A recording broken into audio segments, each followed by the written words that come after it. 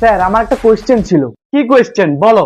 আচ্ছা স্যার, একটা সাবান যদি ময়লার মধ্যে পড়ে তাহলে ওই ময়লাটা পরিষ্কার হয়ে যাবে নাকি সাবানটা ময়লা হয়ে যাবে? এসব উল্টাপাল্টা কোয়েশ্চেনের কোনো আনসার নেই। স্যার আমার আরো একটা কোয়েশ্চেন ছিল।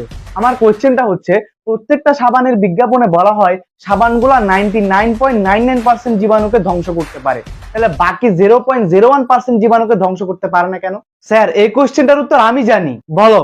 স্যার যদি 100% জীবাণুকে ধ্বংস করে ফেলা হয় তাহলে ওই সাবান কোম্পানি তো ব্যবসায় লাল বাতি জ্বলবে, আর এই কারণে ওরা চালাকি করে 0.01% জীবাণুকে রেখে দেয়, যাতে ওরা নিজেদের মধ্যে প্রজনন ক্রিয়া সম্পন্ন করে বংশ বিস্তার করতে পারে, আর ওই সাবান কোম্পানিরা যুগের পর যুগ ব্যবসা চালা যেতে পারে। বিজ্ঞান খুব ভালো পারো। ঠিক আছে, বলো বেগ কাকে বলে? স্যার আমরা বিদ্যালয়ে যাওয়ার সময় বই, খাতা, কলম ইত্যাদি জিনিসপত্র যেটাতে বহন করে নিয়ে যাই সেটাকেই ব্যাগ বলে। আমার মাথা ঘুরাইতেছে। স্যার আমার মাথায় আরেকটা কোশ্চেন আসছে। আমাদের সবগুলো মানুষের রক্তের গ্রুপ এক না হয়ে বিভিন্ন ধরনের হয় কেন? স্যার এটার উত্তর আমি জানি।